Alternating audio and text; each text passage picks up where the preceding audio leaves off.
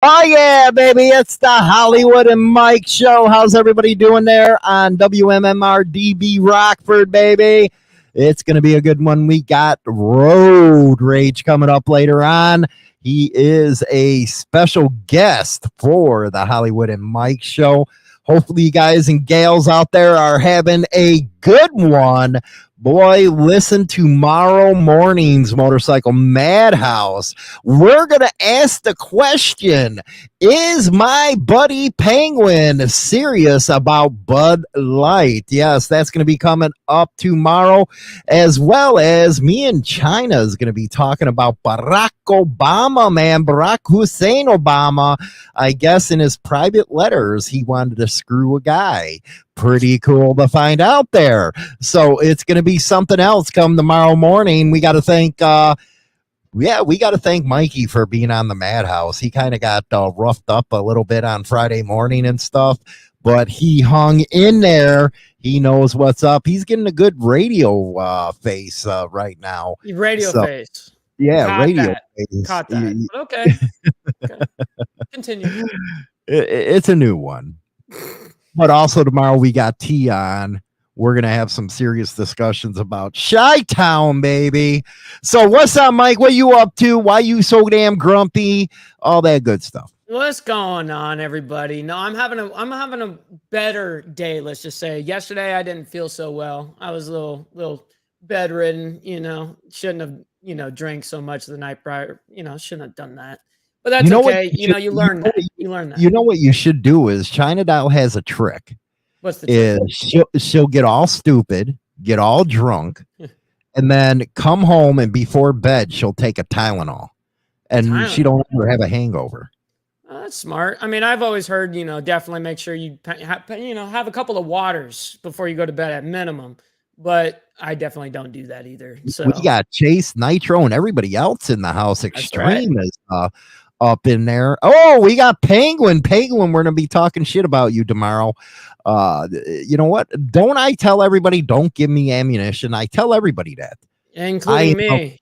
I've done it. Right, honest person. Don't give me ammo. I'm gonna use it against you.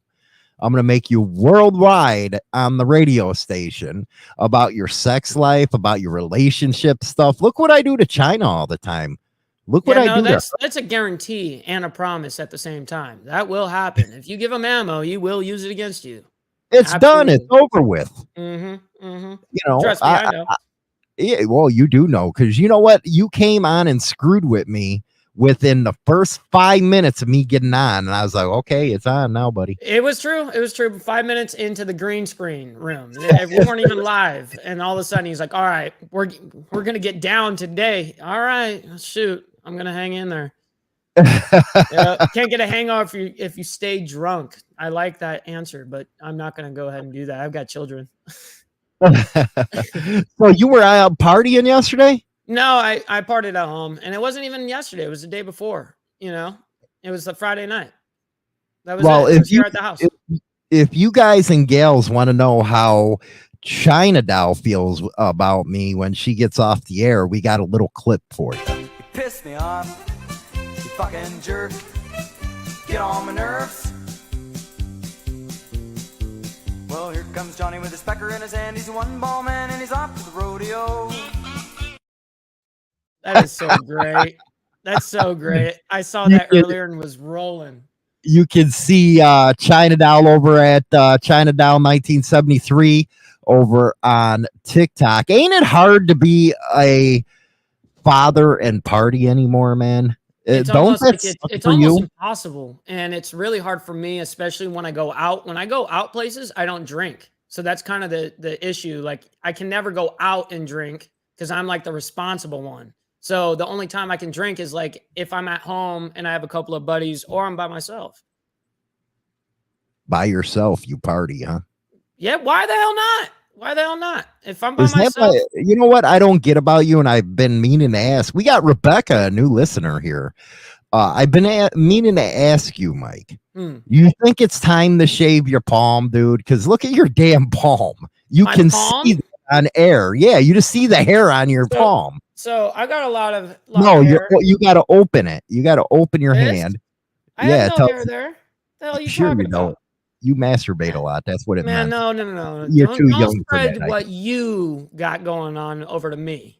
No. Me, I Don't do that. masturbate all the time. Do you see China doll? Come on, I got to masturbate. Well, you do have two separate rooms. You might as well have two separate houses at this point. Maybe that's why I'm only 2 pumps, because I'm masturbating the rest of the time. I got to fix that. Anyway, again, we got Roadrage coming up here. Who do we got, Mike? Yeah, so Roadrage. Everyone knows Roadrage, man. This is a man that is infamous for actually making like little skits and TikToks on other creators such as ourselves. Yeah, he's done it. He's done it on us. He's done it on a few other people, and I think it's hilarious. Especially his bit on China doll is about the funniest thing in the world. But yeah, no, he's someone that is truly not only someone that is hysterical, but he's also someone that is a massive supporter of the show.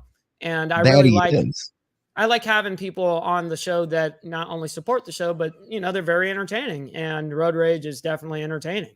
You know why that is, though? Yeah, it's because he comes from my generation. He ain't from all you wussy generations.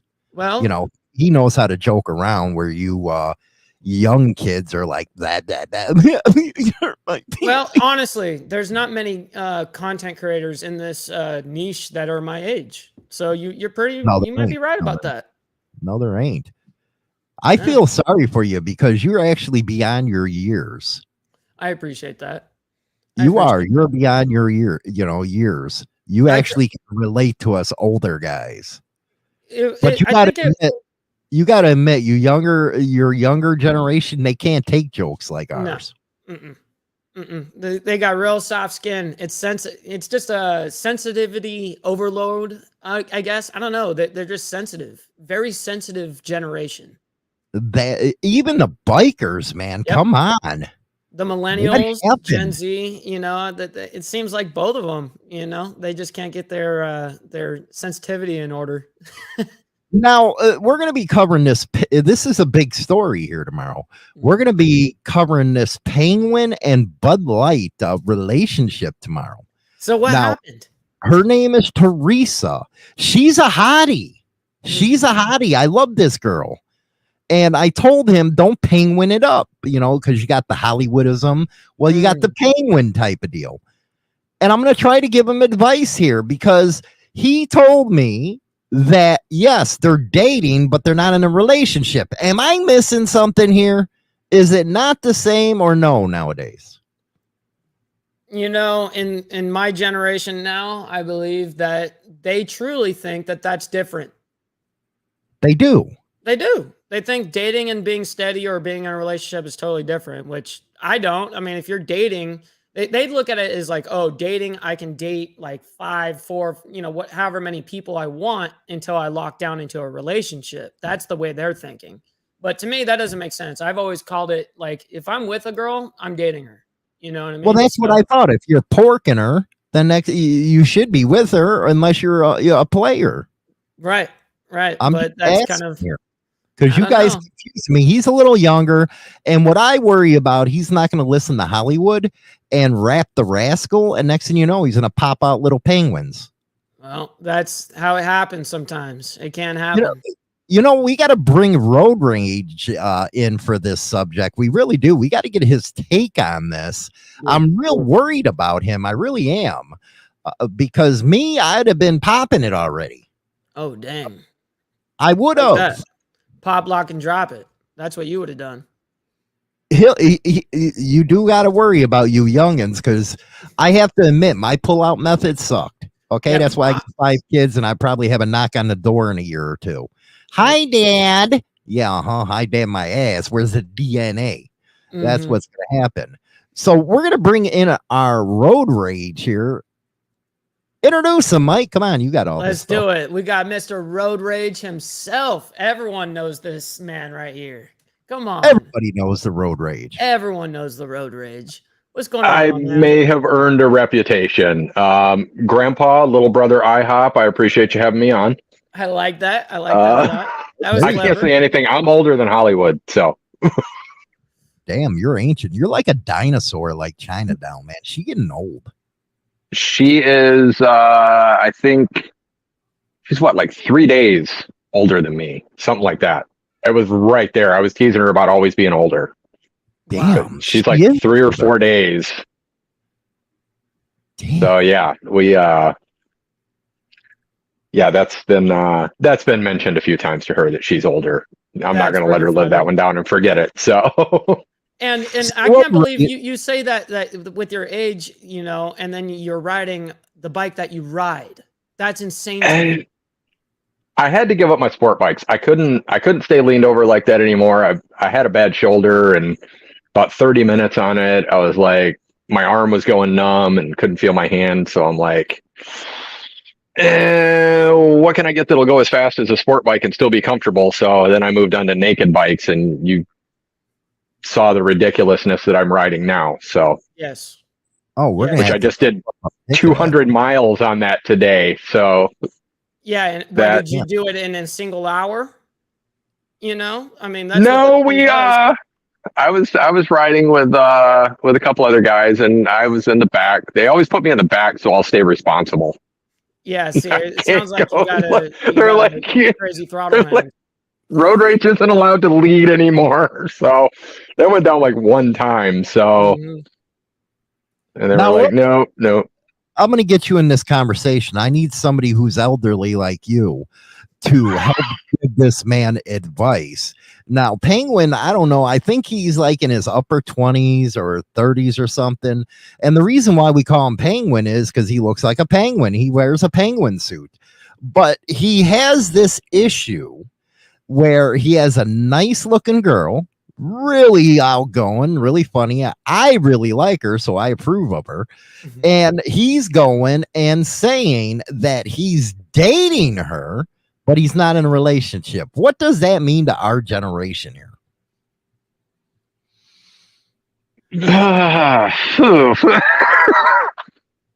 These kids. Mhm. I mean, there was a little of that back in our day, but it was mostly like girls that were just sluts. So they, Streetwalkers. they wanted to have the option of, I want 6 guys lined up. But yeah, if I'm dating somebody, that is like the only person that I'm dating, which I don't date now because my wife kind of frowns on that. Ouch. But yeah, if you're dating somebody like from our generation, it's like, okay, I'm dating this person. That is the only person that I'm dating. Mhm. Mhm. So what do you think about what Rebecca says? That doesn't sound like dating to me. Sounds like friends with benefits. Yeah, that's a lot of what it sounds like.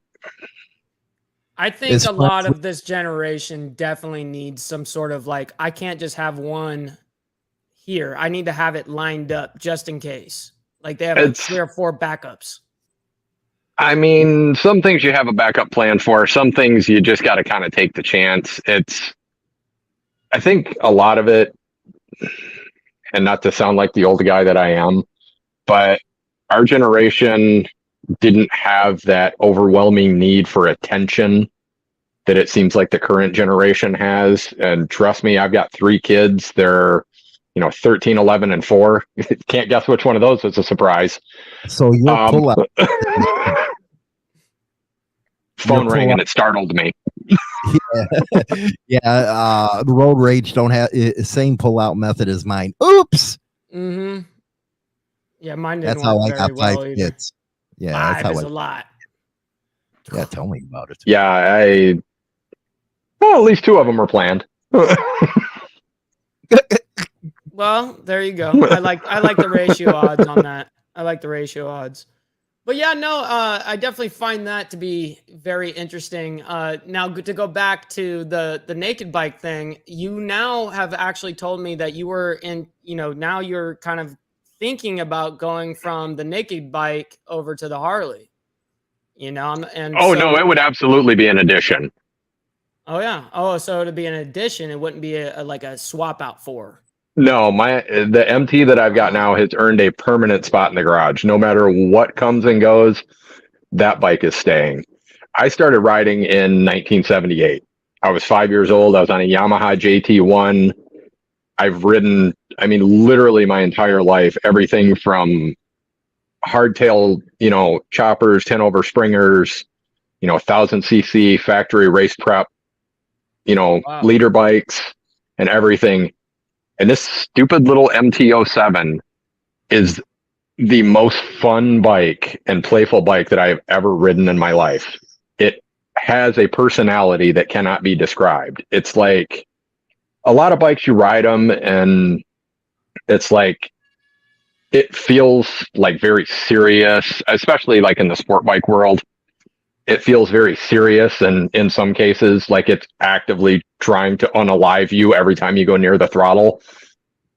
This bike, it earned its name of the wheelie happy hooligan bike because it constantly wants to wheelie. I mean, it'll bring the front end up in third gear. Yeah, that's but crazy. It kind of has this.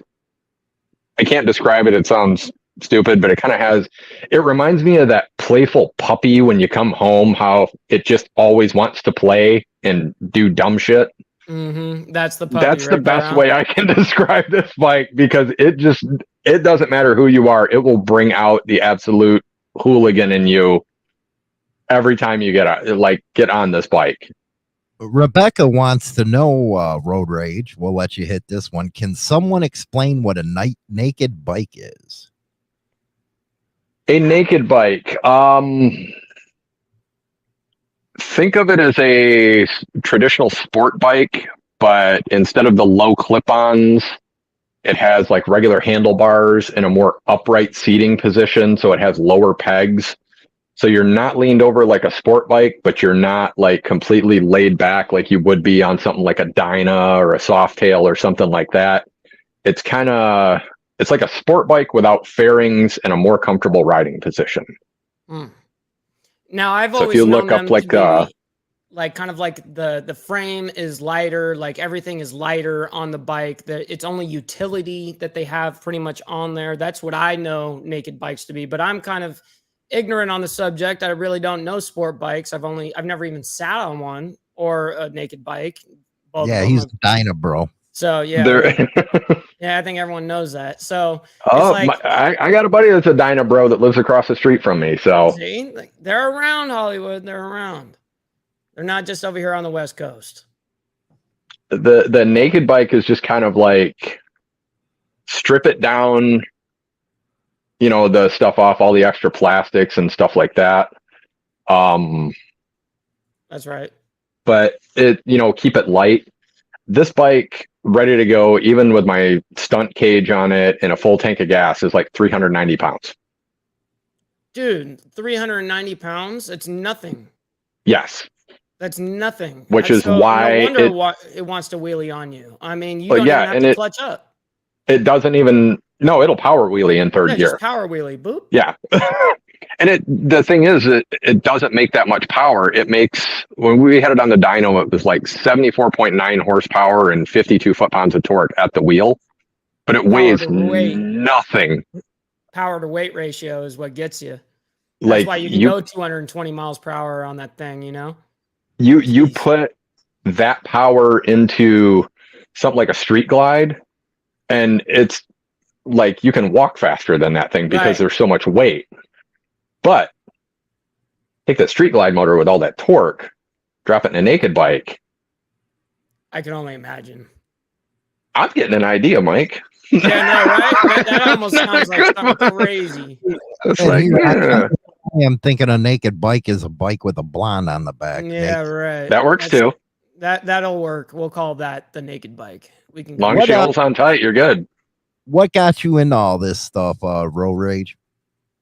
As far as bikes in general, or Yeah, motorcycles in general. And why did you really go towards the spike or there's a Hollywoodism, the sport bike stuff? growing up, my dad rode, my brother rode, I had 7 uncles that rode, my grandfathers rode, pretty much everybody in my neighborhood rode. Like, I think there was 4 houses on our street that, like, the parents didn't have a motorcycle, and That's even crazy. those, the kids had motorcycles. Mm-hmm. Like, we would set up a ride and we could have, 40 people, 40 kids out on bikes and be like, hey, we're going for a ride, and everybody would show up somewhere. Now that sounds But we had a like a blast. massive amount of land and a dirt motorcycle track behind the house that I grew up in, like on 17 acres. Wow. So we were always riding. That's That's what my we jealousy did. right there, because that I loved motocross as a kid. That's what I did for a long time. Let's talk about that for a second, because I think it's huge for the future of motorcycling. Our generation, we're X. One of the biggest things we did was ride bicycles with everybody. And it's true, that meme that's out there where it says, if you wanted to know where your friends were, just look for the bikes. Yep. They're on It's the front same way lawn. today. Front lawn. Not so much today. Nope. And Well, now it's motorcycles, but Well, yeah, not for the kids though. The newer generation, they're not riding like we used to. Yeah, even Not- my generation didn't really do They're- too much of it, but I was one of the only that really BMX'd as a kid. There wasn't, like, in my neighborhood. Yeah, there was all these kids, but I was kind of the only one that really cared about BMXing. It was weird. Like, I was the only one that cared about being on a bicycle. No one else wanted to. I'm starting to feel like Mike is my mini me. It's like, Well, do I have a son that I don't know about? You did the impersonation pretty damn good, and that's something that we were going to get to here in a minute. Was your content creating too? But you've heard the expression 2 peas in a pod. Yes, absolutely. Yeah, you've heard the expression 2 peas in a pod. Mike and I are like 2 rees in a tard. Oh my god. Yep. So, but moving on, I want to ask you what this means to you, Roadrage. I think it's a good subject to be talking about as far as the new motorcycle scene is, because a lot of people waste time in life where we used to live it hauls balls every day. What does this mean to you? You know, all those things you wanted to do, you should go do them. Do you think somebody that's younger would understand that? I think they would understand it, but I think they have too many other things that they're trying to do and too many distractions, and they don't have enough people in their circle that want to do those things as well for them to go do it with. I had gotten my kids, they had electric Razor scooters, and of course I had to hot rod them because they weren't fast enough. But they were out riding those, and they're just now, within the last 2-3 years, really starting to get into bikes. I just picked up a mountain bike for my oldest, and they're starting to bike around a little more. Now, my 4-year-old, she wants to be on wheels constantly. It doesn't matter. Bikes, scooters, anything. She has a little electric dune buggy that I've already had to replace the rear tires on, the plastic tires, because she absolutely destroyed them doing donuts in my driveway and drifting around the sidewalks in my neighborhood. Gotta love and she is like, can it go faster? And it's like too slow at this point for me. Whoa. So yeah, I think a lot of it is our generation bringing them up. We dropped the ball. Yeah. Oh yeah. A lot of us, we dropped the ball. I dropped the ball. I'm trying to look back and see where I dropped the ball, because I see what my kids are doing and the path that they're on. And I partially take the blame for that. Not that they're, looking to build like a drug empire or something like that, but I see the path that they're going along, and I see that some of that is not going to benefit them, and they're going to look back and have regrets. So I'm trying to introduce them to as many things as possible. Oh, my oldest loves two wheels. When he was 9, my niece was getting married in Texas in October. We're in Michigan. And he's like, can we take the bike to the wedding? And I'm like, dude, I am not putting you on the back of a sport bike and riding from Flint, Michigan to Dallas, Texas. Oh, that's really what you wanted to do. Yeah. He's like, can we take the bike? That's madness. Mom and his brother could fly, but he was like, I want to take the bike. And it's like, no. Well, let me ask you this, and we'll do it with Mike as well, because he has kids growing up. How would you feel if your kids wanted to ride a motorcycle? Do you have that? Because I have that feeling where your kid gets on a motorcycle and you're always worried because we know what can happen out there. Am I the only one that gets that? We would absolutely worry because we know what can happen and we've done it. I mean, I stuck a Yamaha 9 feet off the ground into a tree and it stayed there. We had to get it back down. So I know things can happen. I was too busy laughing to worry about being hurt because it was probably one of the dumbest things that I've ever seen play out in my life. Crazy. But yeah, they know what can happen. We know what can happen, but I mean, you can't wrap your kids in bubble wrap. I mean, my kids have earned every scar that they have. My oldest, I fully expect him to be asking for a bike very soon. Yeah. My 4-year-old sometimes daily will go out and get on the back of my bike to see if she can reach the pegs yet so she can ride with me. Yep. She is an absolute speed demon. I know that she is going to be on a bike at some point as well. My middle son, he's ridden with me before and he can pretty much just take it or leave it. He's like, yeah, it's just not my thing. So, but yeah, I expect that at some point there's going to be 2 more motorcycles added, one for the oldest and one for the youngest. What about you, Mike? You went through a very traumatic experience on a motorcycle. Yep. And you're raising kids now. What if they come to you and say, I would like to get a bike? It'd be very hard for me. It would be very hard. First of all, we all know motorcycles bite. You know what I mean? It happens, and it's not an if, it's a when thing. It does happen. Now, what would make it extra hard for me is I only have 2 girls. I don't have a boy that can share that. It would be very, very hard for me. Even the thought, I have a 1-year-old and a 7-year-old, and they're both obviously girls. So it'd be very hard for me to even think about it now. But I know that my 7-year-old loves to be on 2 wheels all the time. She loves being on her bike, which is something that I'm actually really proud of her. She's always asking, can I please get on the bike? Can I please get on the bike? So that's something that I am proud of her about. But if it were to come down to motorcycles, it would be pretty hard for me to accept that. I would have a mega fear, to be honest. It would be very hard. It would be very hard. It's not even like they're boys that do that, and I'm not discriminating against women or anything, but it's like, it makes it even that much more harder for me, I guess. And well, that's especially understandable in your situation. Yeah, that too, Go ahead, Rage.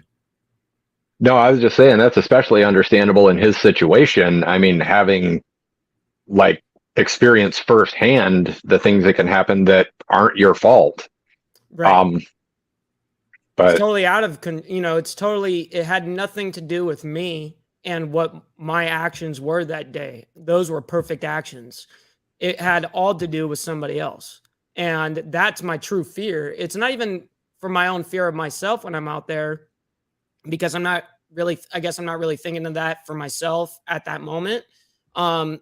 but I think about like my children, like I have thought about this question before, you know, what if, you know, the kids want to be like dad, you know? And it's been one of those things I've definitely, it's been something that I don't know if I could be okay with. I legitimately don't know. Well, let's talk about the elephant in the room.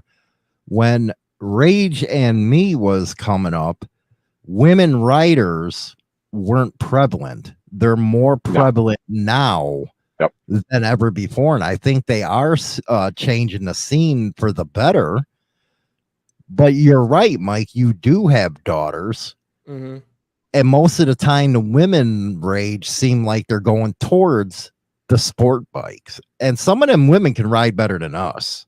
There's no doubt with that. There's no doubt, you know, but it's just a scary concept, especially as a father. But I know a lot of girls on sport bikes. I know it's split about 50-50 for the girls that I know between like sport bikes and Harleys. Mm-hmm.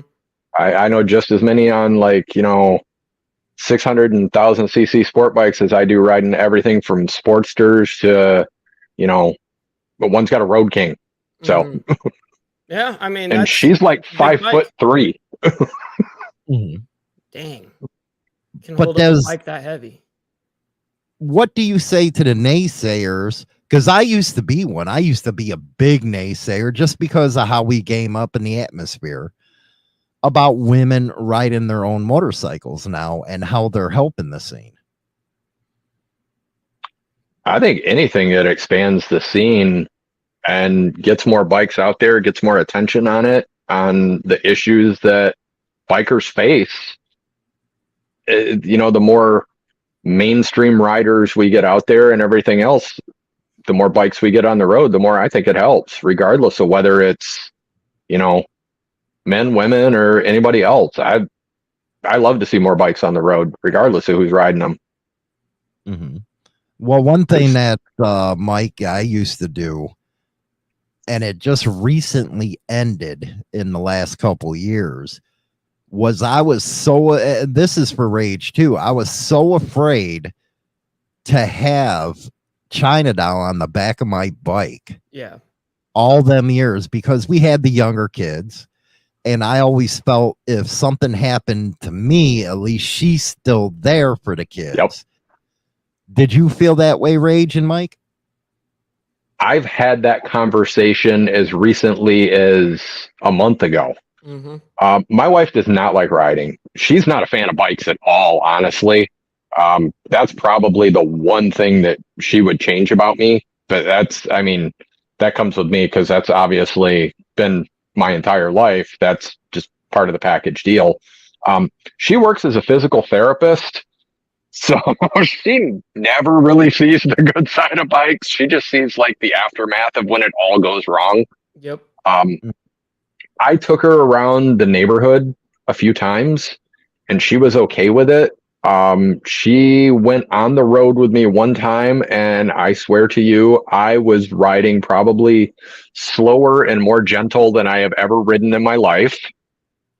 And she was just terrified. It's not her thing. She does not like being that out in the open. And I mean, obviously she was on a sport bike, so she wasn't that comfortable anyway. But even, you know, the new bike's a little more comfortable. She has expressed interest in, you know, something a little more plush that she could possibly be interested in. But then she said, you know, if something happens to one of us, the other one's still there. We don't need to both be in that situation. That's correct. And does that make you feel at ease that she agrees with you about if you're on that bike, something happens to you, at least she's there for the kids? I mean, it's peace of mind. Because yeah, it would be devastating to lose both of your parents like at the same time. Mm-hmm.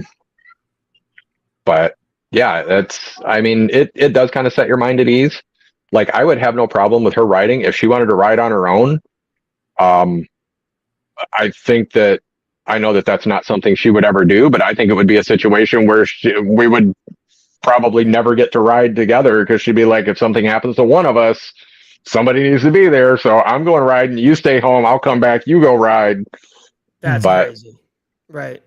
What about you, Mikey? What do you think on that subject? I kind of got lucky. I'm kind of like Road Rage. You know, my girl, I took her on the back of the bike one time, and that's all it was.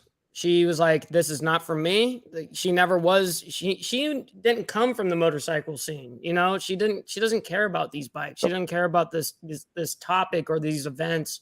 She'll attend with me and stuff like that. But aside from that, it's really something that she's not interested in. It's like what Road Rage said. It's too open for her. She doesn't feel protected at all, you know, and she's not used to that. And I think that one time, I wasn't doing like no wheelies or anything, but I'm not gonna like be super, super, super easy either. I'm just gonna ride how I kind of normally would. And she looked at me and said, nope, I never want to do that again. Well, that is true, China. Our kids are grown now. We ride more now together than ever before. Mhm. But do you think it's important to have that support system, Rage, where she might not want to get on the bike, but she cares enough that this is your hobby, this is your life, and don't give you the aggravation that some guys face when they do have motorcycles? It's absolutely a blessing because she knows that there's going to be times that I'm just, you know, I disappear for the day or a couple days. You know, I let her know in advance usually. At least you do that. At least you do that. Well, there's kind of a story behind that one. So one of my kids was sick, and my bedroom in my house is huge. It has like a sitting area, and he came in and he laid down on the couch in the sitting area, and I was asleep, and wife came in and she was like, hey, your friends are here. They want you to come out and play. And I was like, Archer, wake up. She's like, no, your friends. And I'm like, what? She's like, Jeremy and Drew are at the door. And I'm like, Drew doesn't even know where I live. And he's like, well, apparently he knows how to contact Jeremy that lives across the street. So I go downstairs, and sidebar to that, the doorbell went off, and my 4-year-old thought that it was some of the kids in the neighborhood. So she ran and flung the door open, and there was just 2 gnarly looking bikers standing there. She freaks, screams, slams the door, runs off. I'm like, okay. So I come downstairs. I'm like, literally just woke up. I'm like, hey, and they're like, come on, we're going to do hood rat stuff. And I'm like, okay. And Janine's like, did you have this plan? I'm like, I knew nothing about this.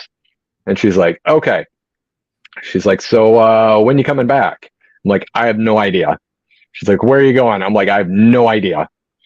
She's like, so she's like, is it going to be like 4 hours? Is it going to be late tonight? Is it going to be tomorrow? Is it going to be like later in the week? I'm like, all of those are possibilities with these 2 knuckleheads. I'll text you when I figure out what's going on. Yeah, that part is hard. That's a hard part to control when you're out and you're trying to control home too. You know, I know how that feels sometimes. Yep. We're gonna ask. She's pretty understanding about it. We're gonna ask Mike that same question when we come back for a station identification. We got special guest Road Rage on. He's on TikTok big time. Make sure you go check him out. Take me back down a cool water flow, y'all. And then let me remember things I done. And then stopping at the lower taxi back. And then no ending. No ending. No ending. All I need is some tasty waves, cool buzz, and I'm fine. I can hear the bullfrog calling me. WMMR DB Rockford. Now, Mike, how does that put your mind at ease when you have a supportive spouse as far as your motorcycling is concerned? Because again, a lot of guys do not have that support from them, Right. where they're hearing it all the time. There's a lot of misery when they go out riding. or misery when they're going out with their friends. How important is that to have that support? It's actually extremely important, because if you're too worried about home because you're out on the road, I mean, you're focusing on the wrong thing. You know what I mean? You're out on two wheels where you could die. So you're focusing on the wrong thing. And if you're worried about home, that's a big deal. You know, for me, my relationship, as she came into my life, that was the very first thing I let her know. Listen, this is what I do. This, this is what I'm a part of. And this is what this is something that you have to accept about me if you're going to be with me. And see, I don't think it's one of two things with people. It's either they get into a relationship or they're already in a relationship, and then biking becomes a part of their daily habit or whatever. They pick it up in the relationship, and then it's an issue. Or they're meeting these people, and then they're not setting boundaries and guidelines like, hey, this is what I do, and this is something you've got to accept or not, and that was something that was accepted on on her end about me. So obviously it's a big ordeal to have that kind of support system when you're out, because hey, home's taken care of and she ain't tripping. What advice, Rage, would you give somebody going through something like that, where they didn't have that support system behind them? They love motorcycling, but they have a wife or let's just not put this towards women, but a husband or boyfriend that don't want her to ride. Drop a gear and disappear. No, you got. I like the answer though. It varies by situation. I mean, if you've been in the bike world and you've ridden your entire life, like I have, like Hollywood has, like most of us have, and then you meet that person and build that relationship, if they can't accept that that's part of you, that's not the person for you. That's a deal breaker. Right. Now, where you run into situations is where you get guys that they've been married, somebody goes and gets married at 25. They got, they've been married for 15 years. They're turning 40. They're hitting their midlife crisis. They're like, I'm going to go buy a bike. Yep. And the wife is like, no, you're not. Yeah, the hell you ain't. And that's when you start running into those situations. So that's something, I mean, if you didn't bring that to the table and that's something new for you, you need to sit down and have that conversation, or that's not going to be a happy relationship. For real. Mm-hmm. And I mean, we all know you piss a woman off, especially Mike, you got a Latina. Yeah, I know. I got battle wounds. Well, let's be honest, Road Rage and Mike. When you are in a relationship or a long-term marriage and you do decide to go get a motorcycle, do you think she is right because you do not have that experience on a motorcycle? Maybe it's a valid concern for her. If you guys have been together, let's say for 20 years, and yet you've never ridden a motorcycle in your day of your life. And now all of a sudden you have this urge to go get a Harley or whatever kind of bike and go ride. She's going to look at you like, dude, are you kidding me? Like, you have kids, you're probably, you're with me, whatever. She's going to look at you crazy, and you can't just drop that on them. You have to be able to at least warm it up and just talk about it. There's no way you can just drop that on her lap. Otherwise she's going to be pissed. I promise you. Yeah. Have that conversation beforehand. Don't just come home with that new bike in the garage. That's a good way to become single. But yeah, real quick. Yep. And then you can't afford the bike payments, so now you're screwed. So, right. But yeah, that's something that, I mean, you need to sit down and have that conversation. Hey, I'm thinking about this. This is something that I've been wanting to do, stuff like that. Lay out. And, don't be that guy that just goes out and was like, I'm just going to buy my dream bike, and goes and drops like 55 grand on a brand new CVO Road Glide and drops it 7 times in a parking lot. As much as I love those bikes and as much as everybody wants one of those, that is a horrible choice for a first bike for somebody just learning. That's the start on something small. I mean, even go buy a used beater bike that's in good mechanical condition, or go buy even like the little 300 class like sport bikes, like the naked bikes, like the MT-03 and the Kawasaki little Z400. Those things will run with like some of the bigger baggers. It's obviously all the power is at the high end, but the key to those, even the Sportster, that's a heavy bike when you compare it to like, a naked bike or a sport bike or something like that. Get something light, cheap. You're not going to worry about it if you drop it. Go buy a dual sport. Good. You can bounce those things off trees and not damage them.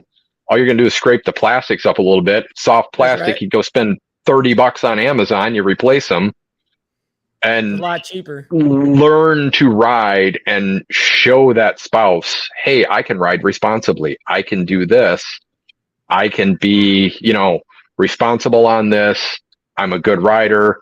I took an MSF course. I took an advanced rider course. I did this, and then work your way up to that. Now, I'm not going to say that I have not on occasion participated in some extracurricular, extra legal activities. Mm-hmm. And I will say hypothetically that if you're leaving somewhere and your wife says that she's taking the back route, so you take the abandoned highway home, and then she changes her mind and she does not tell you, and you unknowingly blow her goddamn doors off at like 165 miles an hour, there's going to be a conversation had when you get home. Absolutely. Hypothetically. Yeah, hypothetically, and it's not going to be a pleasant conversation either. It would not be. Let's take this a lot deeper, because statistics do pan out where newer riders are more inclined to die on a motorcycle than those that have experience. But again, this is a trick question here. Do you know what the age group of those riders is? Mostly older ones. It's guys our age that just start riding because they don't have the reflexes that the younger kids have and that we had when we were young and started riding. Exactly. So taking this into a tricker question, Rage and Mike, does the dealerships have any liability in it when they know that somebody hasn't rode whatsoever and sell them that Street Glide or sell them that Rocket? Do you think there should be some type of deal where they mandate, and nobody likes being mandated, and here's the trick question, before they're allowed to buy that motorcycle? I think I hate the European system. I do. I hate the European licensing system with the A1 and A2 licenses. I know people over there where you're limited for a year or 2 years to a 125cc bike, and then you can move up to something with 47 horsepower, and then like 2 years after that you can move up to the unlimited license. That's way too restrictive. But I'm torn on it because I am all about personal freedom. But with personal freedom comes personal responsibility. And I think there should be some sort of testing system, like a 2-tiered license, where you can prove that you are advanced enough of a rider and a capable enough rider that you can go in there and buy whatever you want. And then maybe you didn't pass that test, so you're limited to a certain amount, whether it be weight, horsepower, engine size, whatever. Because I've seen a lot of people, I've seen a lot of new riders end themselves, like doing something stupid because they thought they could ride. True. I've seen a lot of older riders do the same thing. I know the dealerships that I have dealt with, I've watched people get turned away. They're like, I am not selling you this bike. you do not need this bike. And I watched another person walk into a dealership and plunk down, $20,000 and walk out with a Yamaha R1 as their first bike. And it's like, that's a race bike with headlights. Why do you want to start on that? Oh, well, I don't want to outgrow it and be bored. Well, I guarantee you're not going to be bored. Right. You're definitely not going to be bored. 205 horsepower or something, and it weighs 400 pounds. Mm-hmm. So let me ask you this. Does Coca-Cola, let's for instance, do they have a responsibility because they can make people obese and die? I mean, should they be restricted on? I mean, there's so many things that we could talk about that lead into this. I think personally, if those companies are not about human interest and about human life. Okay, Coca-Cola doesn't care about human life. If they did, they wouldn't have the ingredients they have in them. And same thing with motorcycles. Honest truth is they don't care about that. They care about selling them. That they don't care about anything else. They care about it's a company. Now, here's one thing I will agree with. If you go in and you go buy a sport bike that's a liter bike, 1000 cc right away, never have been on a bike before, I think it's pretty smart for the dealer, whoever's selling it to you, to go, hey, just a heads up. I'm letting you know that this is gnarly and you may want to think about a 600 or something like that, whatever. Same thing with the Harley stuff, hey, maybe, but the thing at the same time, it's what are you going to do? You're going to tell them how to spend their money? I wouldn't want anyone to tell me how to spend my money. The problem is, shouldn't rage with that question. Shouldn't them salesmen care about their customer where, okay, I just don't want to sell you one bike and you get killed, so I don't get the second bike type of deal.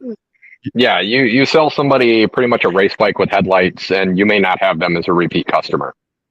And a lot of people see it, they're like, oh, it's a scam, they just want to sell you more bikes. And it's like, they're trying to keep you alive. And like I said, I started riding in 1978, and every time I get on a 1000 cc sport bike, I hope and pray that God is watching over me, because they're absolutely insane. Some of these bikes they'll do 102 miles an hour in first gear. Yep. And first, you can wind out first gear to triple digit speeds, and the manufacturer electronically limits them to 186 miles an hour. Mm-hmm. Actually, we have found that on some of the newer bikes, they don't limit the speed on them, they limit the speedometer. Oh, that's because it's interesting. 299 kilometers an hour is 186 miles an hour. Mm-hmm. And they don't want them to display 300. So they limit the speedometer to read 299, even though some of the bikes will go over 200. Oh, yeah. Well, I'm glad you brought this up, Rage. And a lot of people are probably going to get pissed off at me, especially those in the sport bike world. My older brother got killed on one of these. I think it was a Suzuki Gixxter. Yep. I still to this day believe that they should not be allowed to sell them bikes on the street, because those are, let's be honest, like you said, race bikes. What the hell you need a bike like that for? Like a Hayabusa. Mm-hmm. Things are damn fast. What do you need that bike for? I remember I had a Katana for a week. I pumped it up and I was like, I'm gonna kill myself on this. This should be on the track and not on the road. Your thoughts? A lot of people do track their bikes on the weekend. They'll ride their bike daily and then track it on the weekend. Again, it comes down to, we have supercars that'll do 200 miles an hour on the street. But, is it practical? Is it useful? No, but, why not showcase the technology and put the technology out there I mean, if somebody wants to buy it and use it for its intended purpose, then I mean, that's on them. On the race, well, kind of like Harley and Indian does on the flat track. That's where they showcase it. But would you want to give somebody that's, say, 21 years old a Hayabusa? Because you know what they're going to do on it. Oh, I know absolutely what they're going to do on it. Somebody that's a new rider, I would say no. But I know guys that, I mean, started riding when they were, 4 or 5 years old. And then, by the time they were 20, they were comfortable on a leader bike and, they were responsible. Yeah, no, those. Why those are my leader lights bikes not on? The leader bikes are hard to almost, go, yeah, they're totally okay for the street, because you do see them blowing by. I mean, they are rockets. They're going at, they can go up to those 200 mile per hour mark. And we've all seen them go by, and they're zipping on the highway. And it's understandable, but it's at the same time, yes, we're about the land of the free and all that stuff, but these are some of the most dangerous bikes because of the speed. And not everyone has that kind of self-control, especially with a throttle. So, a lot of people, especially after a couple of drinks, that they're overly confident, that's a big thing. They'll hop on the bike and then they're overly confident on what they're doing. So to me, I don't know. It comes down to personal responsibility. And also I understand where Hollywood's coming from too, because these bikes are so damn fast that sometimes it's not even really street practical. Well, let's talk about personal responsibility, road rage, and the definition of personal responsibility when you are on that motorcycle, especially if you have a passenger on there.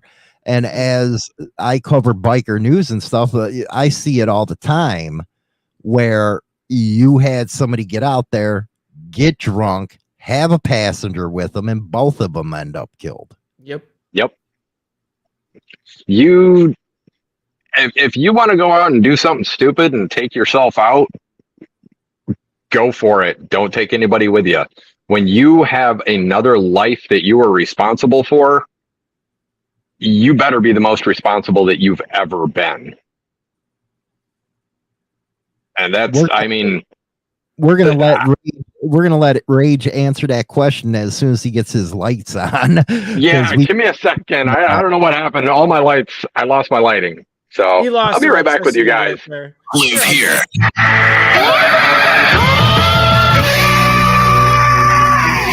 This is where Chicago rocks. WMMR-DB. What do you think, Mike? Personal responsibility. Personal responsibility. It's hard to, this is why I don't drink when I go out. This right here, this very reason, this is the main reason why I will not drink when I go out, whether I'm by myself or even with anybody else, obviously the family. I would way rather be the one that is sober, get everyone home safe, and then be able to then kick back, relax, and have a beer or two. You know what I mean? Like, I'd rather that than risk it at the bar or at some place that I'm at and then have my girl with me, who, you got to remember, as a passenger, if they're drunk too, they can mess you up. If a drunk passenger can totally outswing you and they could fall off the bike. There's a whole bunch of stuff. You got to remember, passengers have to lean with you. There's actually a responsibility as a passenger. And a lot of people don't even care to even know that. So yeah, there is a lot of personal responsibility in this. It's a massive game. Well, personal responsibility, and Rage can answer this one as well. Say you get messed up. And you have a passenger on the bike. You get into an accident. You live. She or he dies. Should you not, Rage, get a murder charge or a reckless homicide or manslaughter?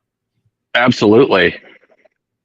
I'm on my backup lighting. I don't know that that's much better. I may need to change location. You're all right. You're all right. It's good enough. But yeah, But yeah, if you are responsible for ending that person's life, I mean, if God forbid I'm riding with one of my kids on the back of my bike or my wife on the back of my bike and I do something stupid, I mean, it's one thing like Mike's situation. That was obviously out of his control. If something like that happens and you're carrying a passenger, that's obviously not a fault of yours.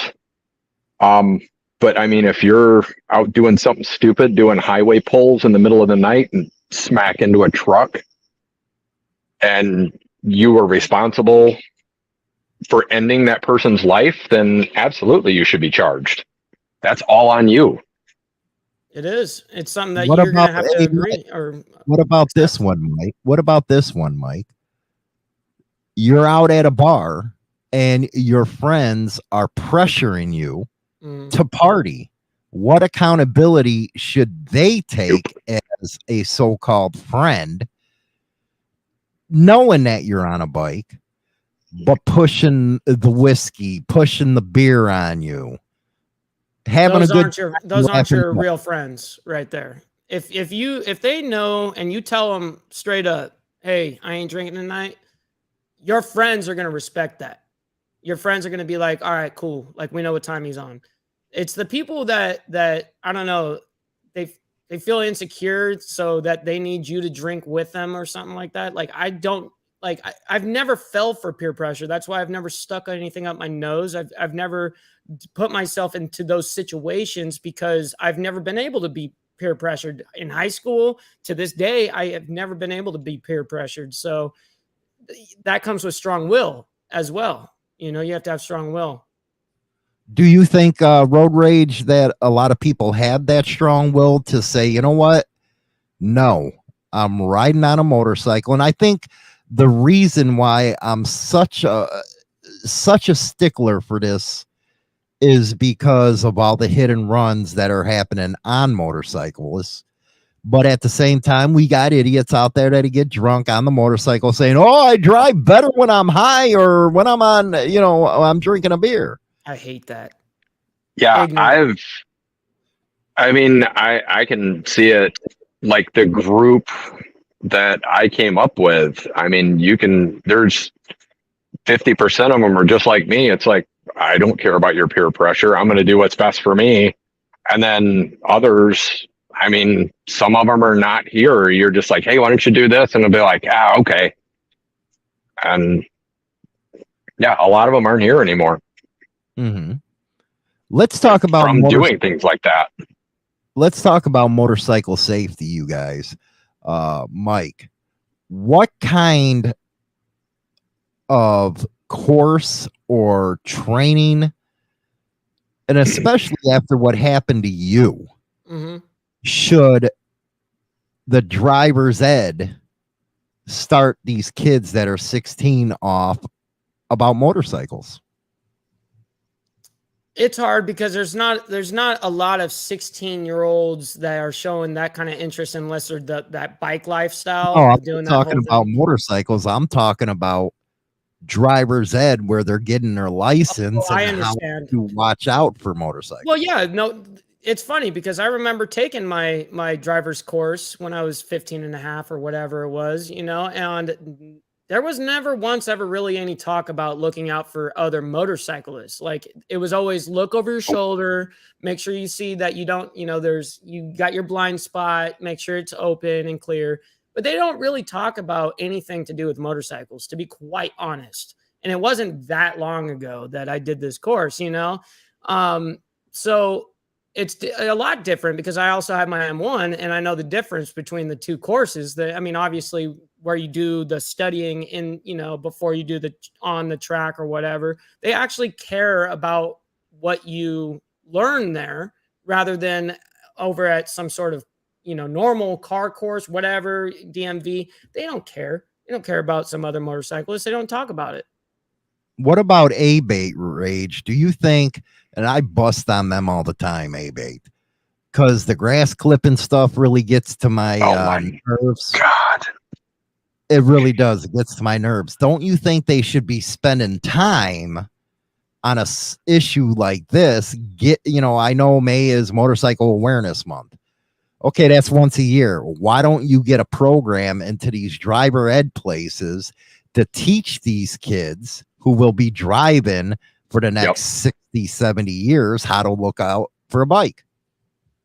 That should be part of driver's training. I mean, I can still remember back my driver's training, the word motorcycle was not mentioned. Like, it never came up. And that's something that needs to be, stressed, especially now. Modern cars, the sound deadening in them is so ridiculous. Like, you literally cannot hear It's a bike. scary. I have a buddy of mine, every time he fires up his bike, it sets car alarms off. I mean, it is loud. I did not hear him come by me until he was right next to me on the highway. Wow. Yeah, that So lets you it's- know how much sound proofing they make, and it's hard for anyone to even hear anything. And most of the time, what are most people doing? They're bumping their radios, they're on the phone, to be honest. Let's be honest. Not every single driver out there is sober, not high, not texting, not watching some sort of movie. You know what I mean? This is typical, at least for over here. And I think it's going to get more dangerous as we go forward because, and I believe the Motorcycle Rights Foundation has brought this up, autonomous vehicles. Those are terrifying. Mm-hmm. They can't even make it through traffic. I know everybody's seen that video of the autonomous cars just jammed up, and the cops are giving it like directions, and the cars are just stuck. There's like 8 of them. Yep. Those things are, I don't know. It's and they're different. saying, I believe it was a Tesla or something, Mike, where the radar didn't, because they go off of radar and stuff like that, didn't even catch a motorcycle. There's been 2 cases, I believe. See, that's a scary part to think about, where comes the responsibility at that point too? I mean, they say, oh, you shouldn't leave your hand off the wheel for longer than 10 seconds or whatever they say. Yeah, right. These people are not doing that. There's no way. And these cars, of course, they're not going to sense a bike that's lane splitting. Here in California, you can do that legally, lane splitting, and all of a sudden they just, run you right off. And I don't know. It's this autonomous vehicle stuff's coming to the trucking industry, right? Where there ain't That is terrifying. Yeah, there ain't going to be any drivers behind it. I have my daily, because obviously I can't ride the bike year round here because we have winters just like you. So I bought a Subaru to haul the kids around and get through the snow and everything. It's been phenomenal. Like the blind spot detection and everything. Like, it has never failed to pick up a bike. wow. That's interesting. But do you feel comfortable with autonomous vehicles? I know the technology is this cool. Hey, take me to this place or take me to that place. Nobody driving, whatever. I get it. That's the future. But as a motorcycle rider, that has to be scary in the It beginning. is a horrible idea. It just promotes bad behavior, doesn't it? And it only promotes people to drink. It only promotes people to get high. It only promotes people to get on their phones and do stuff that's distracting because they don't have to focus on the road anymore, or at least not as much. So they're going to be more lackadaisical. And when do we get into accidents the most is when we get lackadaisical. So that's something to think about as well. Yeah, we can't have it to where it goes totally anonymous. You can't. I just don't believe you can do it. It's going to be there in the future. Maybe technology keep up with it. But the motorcycle safety, come on, let's admit it, Rage. We're going 90, 100 miles an hour with 6 inches of asphalt right below us. Yeah. I mean, it's not the safest thing in the world, but if I'm going to hit something, I would much rather be in a car. If I'm going to get hit by something, I would much rather be in a car. But what I would prefer is someone or something smart enough to not hit me to begin with. Right. Mm-hmm. I just lost my lights again. I'm going to Being slide able to to a different see you. location. You're all good. I understand. That, Mike, here's a question for you. Okay, let's hear it. You went through a terrible accident. Mm-hmm. You got right back on the bike. I did. Many others won't. Why? I can't blame people for not wanting to get back onto a motorcycle, especially after a traumatic incident. I can't blame anybody for that. This was a personal decision I made that nobody else could make for me. Nobody else could peer pressure me under.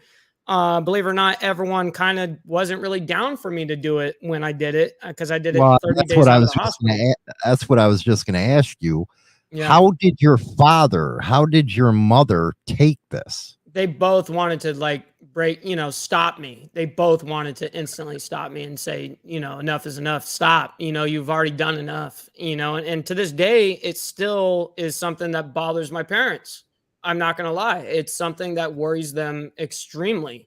And they're like, if it can happen once, it can happen again kind of thing. And that's what they're always worried about. So it's something that I have to just respect for them and their feelings and just have to try to understand because I do understand. I went through it. So, I mean, my parents went through it with me.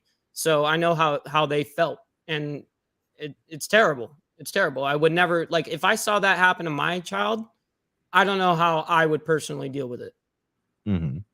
Do you think it makes a rider more dangerous, Rage, after they got into a serious accident and then get back on the bike because their concentration is going to be more of a tunnel vision type of deal where they're looking around all over the place? They're worried because, let's admit it, a motorcycle is a loaded gun just waiting to go off. Yeah.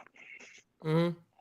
I think it depends on the rider and the mindset after the accident. I've seen people that have had accidents, they get back on the bike and they ride one time and they're like, I can't do this anymore. Too stressful. Yep. Then PTSD. you've got guys that will go down, get back on the bike, and they're more focused on their surroundings and potential hazards that they may not have looked for previously. Mm-hmm. But I mean, that comes down to the individual. Because I mean, I'm sure that we've all had our incidents that if we haven't gone down, we've come close. We've had scary incidents. It just comes with the territory.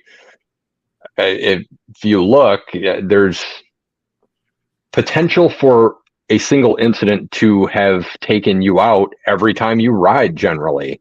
Yep. Somebody starts to make a turn and then they see you and they stop. Okay, what if they didn't? So you have close calls and potential close calls on every daily. Ride. Yeah, every single ride. Where you can see them about to make that left turn and they stop because they see you. How many times does that happen in a ride? Happens all the time. Yeah, it happened 3 times today. Yeah. Let's be honest, Mike. Your first time back on that motorcycle, was there any stress or nervousness on it? Zero. It was pure freedom for me. Absolutely. Because Mike's not human. I had been sitting on that bike basically ever since the day I came home from the hospital. And I sat because I came home to a motorcycle that was built for me, another Dyna, because my Dyna had been completely gone. It was obliterated. So I had a new Dyna when I came home. So when I came home, I was sitting on that thing every single day until I got my leg. Once I got my leg, I was like, I'm going to figure out whichever way I can to ride. And I did. All I needed was a heel toe shifter, just like any other bagger. And that's it, and I just hopped on as if I was, at first I was getting on the bike just to take a couple of pictures because, hey, I've got my leg, I've got the bike, I can hold it up. And next thing you know, I just backed it out of the driveway and I went off and both my mom, my dad, my ex, they were all there and they started recording it, and they put it on Instagram Live. And that's kind of how that started. Well, the follow up, and if it's too personal, tell me to go screw myself. no Everybody worries. else does. PTSD. Did you get PTSD after that accident? And have you been able to work that out? The within honest truth. yourself? The honest truth is no, I do not have any PTSD from it. And that was, I think, probably because of the moral support that I had. Also, I have PMA, which I'm sure other people have heard it before, but positive mental attitude. I never looked at it as a victim standpoint. I always looked at it like I have to accept this because I literally lived through everything that I went through. I survived and was awake. It wasn't like I passed out and I woke up from the surgeries. No, I remember me bleeding out. My whole arm, like my arms were locked up. I couldn't tourniquet myself. I remember these moments. So when I woke up, I was actually happy, and so that's what it kind of reminds me today. That's why I say to a lot of times that everyone takes advantage of life, and that was one thing. It's like, do kids even know how to get out anymore? Do they even know how to enjoy life? It seems like everyone's just on downers and pills and their life is miserable. And it's a terrible, terrible thing to see within at least my generation. And it's probably getting worse within other generations as well.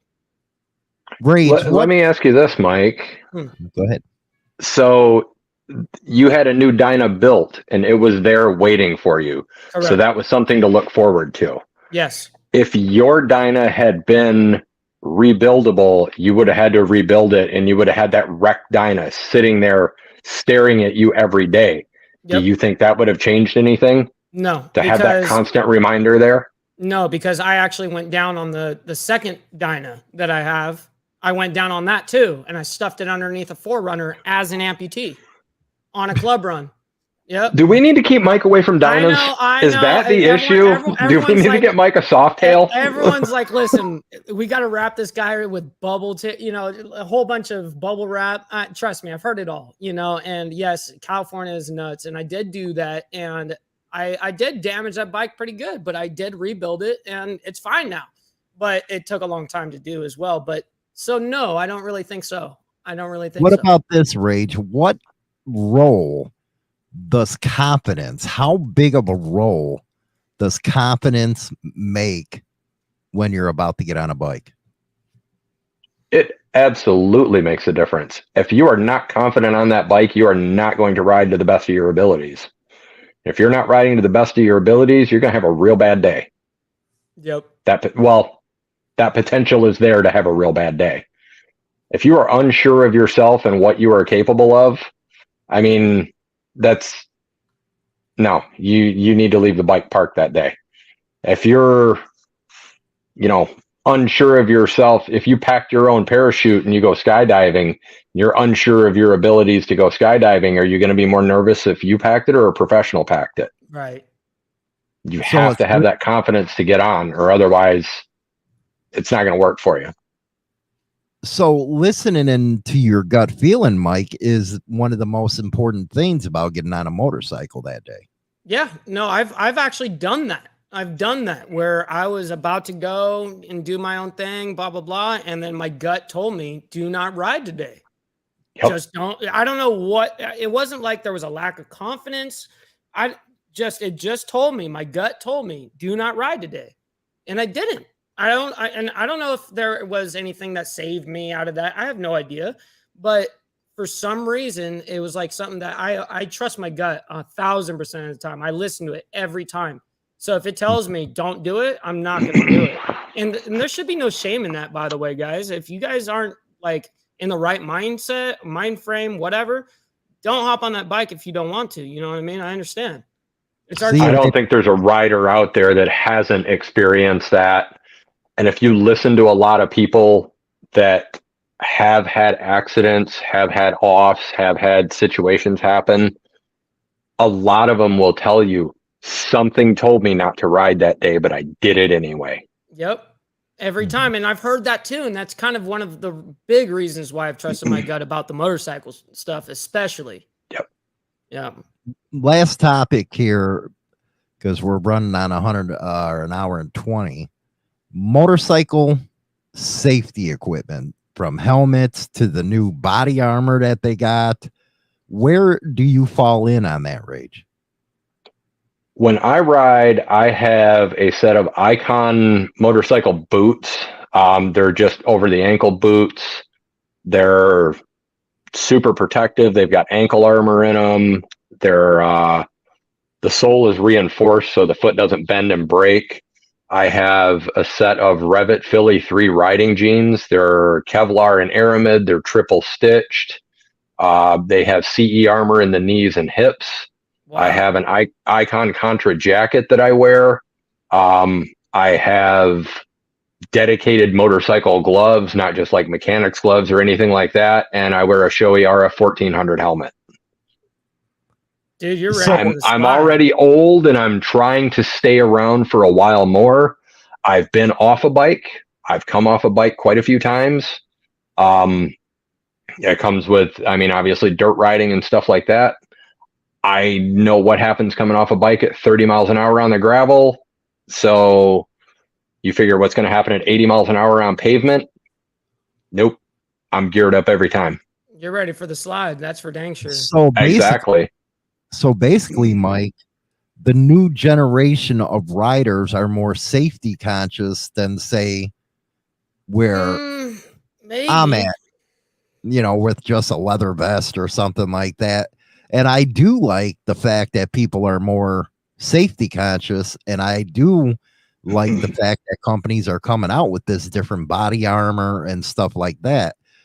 The perception, though, what do you think about the perception of those that actually want to ride safe compared to the wild ones, if you will? Well, there's always going to be, I get it for just having a full face, and all I wear is a leather vest. I'm usually riding I'm always riding in my shorts, and I'm riding with a full face, that's it. And I still get it with about my full face. So I don't know, the new generation sometimes maybe in the scene, but when it comes to like the bike life kids, these bike life kids are doing as dangerous moves and things they can do on the street as possible while wheeling, dirt bikes, ATVs, all that kind of stuff. And they almost have like the complete opposite spectrum where they almost don't have any care for human life, So there's almost like, again, there's radicalization on both sides, sometimes. So well, I would say better safe than sorry, though. Let's ask the last question here, Rage. Mike talks about a full face helmet. And what I'm waiting for, because I think technology should be used for the good. And there's some of these prototypes coming out right now where they got a full heads up display. What would you say about them? Do they distract you more than help you, or they let you see the whole picture? I have yet, and I worked in technology. I still work in technology. Mike knows a lot of the stuff that I deal with and do. All of them are garbage. The technology is not there yet. There has not been one release that hasn't had massive shortcomings, failures. Some of them have been scams. But when the technology gets there, I think much like the cars that you see that have the 360 cameras in them, so you can see around and see everywhere, I think it will be a good thing for safety, a good thing for awareness. But as of right now, they can preach it as much as they want. Every one of them on the market is junk, and it's been proven time and time again.